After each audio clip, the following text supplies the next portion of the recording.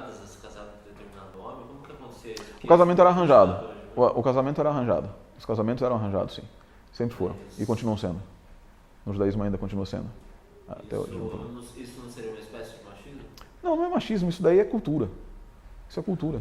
É você querer. É que como nós não temos essa cultura, nós interpretamos isso como machismo. Isso é cultura. E as mulheres tomavam isso de boa? Porque hoje, né, você não poder se conhecer um... É que hoje a mulher não toma nada de boa. Né? Não está satisfeita com o seu papel, não está nada. Geralmente, elas tomavam de boa, sim. Aconteceram casos horrorosos, porque, aí não tanto no judaísmo também, mas entre os muçulmanos, por exemplo, isso é fato ainda hoje, na verdade, entre os muçulmanos, a menina é prometida e a partir dos 12 anos de idade ela vai morar com o marido já. E ele tem direito sobre ela. A partir dos 12 anos? Dos 12 anos, inclusive direito sexual. No judaísmo ela era protegida até uma idade maior. Até pelo menos depois dos 14. Ela era protegida.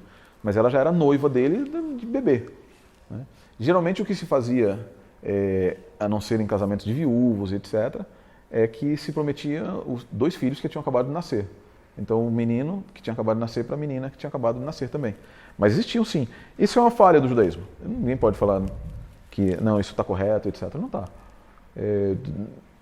Era muito mais pelo interesse dos pais do que pelo sentimento dos jovens. Né? É por isso que Salomão celebra tanto o amor em Cantares de Salomão. Porque ele encontrou o amor sem que Davi tivesse falado para ele. Né? Sem que Davi tivesse, não, você vai se casar com eles. Mas você percebe que não são todos os lugares em que você vai ver isso. Olha só, um exemplo clássico. Você toma Abraão e Sarai. Quem disse que eles se casaram por arranjo? Não, ele foi... Ela era meia irmã dele. Eles estavam ali, eles escolheram se casar.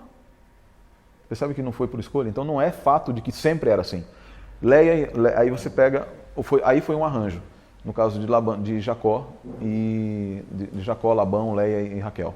Ele queria Raquel, né? Queria Raquel, mas ele queria Raquel. Ele queria Raquel. E a Bíblia não fala nada de Raquel não querer. Mas ali foi Labão que... Foi espertão. Né? E Raquel o amava. E ele a amava muito. A Bíblia fala que ela era a mulher do seu amor, o seu maior amor.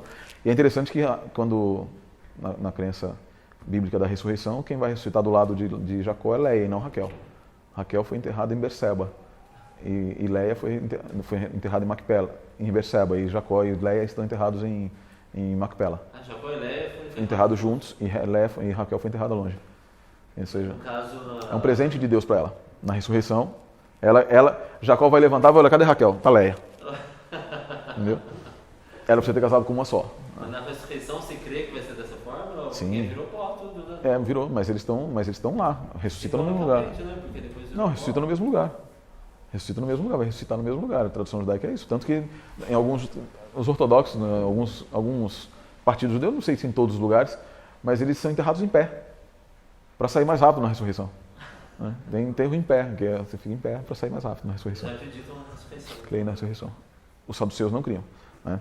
Então, existiam sim casamentos arranjados, mas você vai ver casamentos que não são arranjados.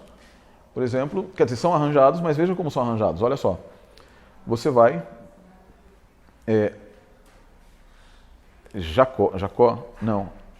Abraão manda o servo dele, Eleazar, ir buscar dentro do seu povo alguém para seu filho casar. E chegam e os dois se amam, e beleza, e já entram e vão para a tenda. Não tinha cerimônia de casamento, tinha essas festas todas. O casamento era o relacionamento sexual e pronto, já estavam casados e unidos pela eternidade. Até porque se diz que hoje, se você tiver uma relação sexual... Você está casado. Você está casado. Está casado. É o que Paulo fala em 1 Coríntios 7. Né? Então, é assim. E eles não tinham esse problema. Eu vou odiar aquela pessoa, aquilo que às vezes até você vê em séries de TV ou em novelas, etc., retratando aquela época em filmes. Não, pai, eu odeio, eu não vou me casar com ela. Não tinha isso. Não tinha isso. Porque tem que entender uma coisa. O casamento era arranjado não somente para a mulher, era arranjado para o filho também. Para o homem. Quem foi? Abraão mandou buscar alguém para o filho dele casar. Uhum. Não foi assim, isso não é ideologia, isso não é machismo. Era vice-versa. Era vice-versa, era para todos. Era princípio de vida daquela época que quem resolvia o problema, a questão do casamento, era o pai.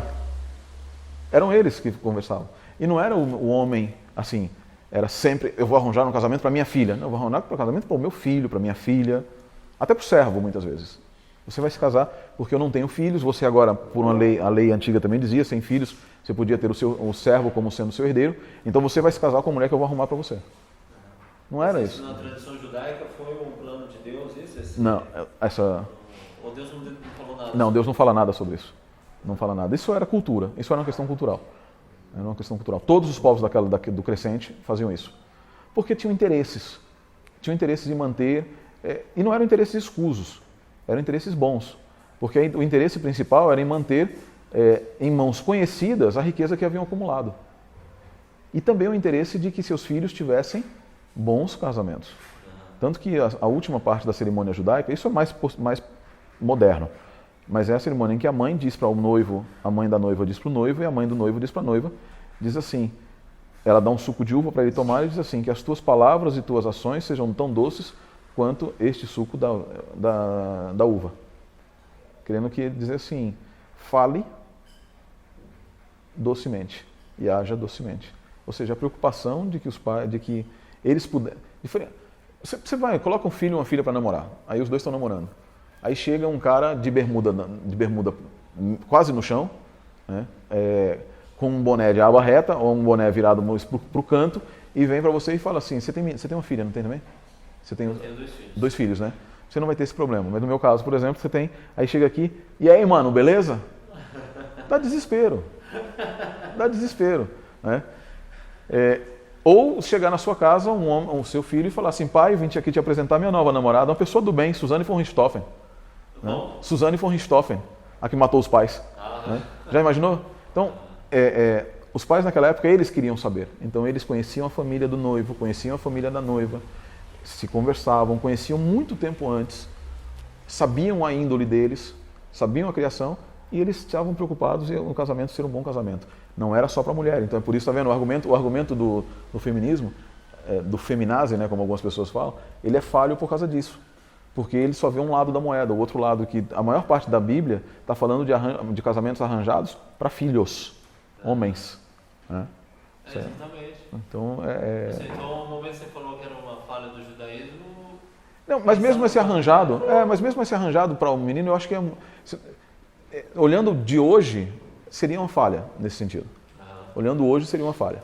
Porque a gente não dá liberdade, por um aspecto. Por outro lado, seria ótimo, porque a gente escolhe. O pai escolheria e fala, não, eu sei quem é a pessoa com quem minha filha está se casando. Eu sei quem é a pessoa com quem meu filho está se casando. Né? E nesse sentido, seria um acerto e não uma falha.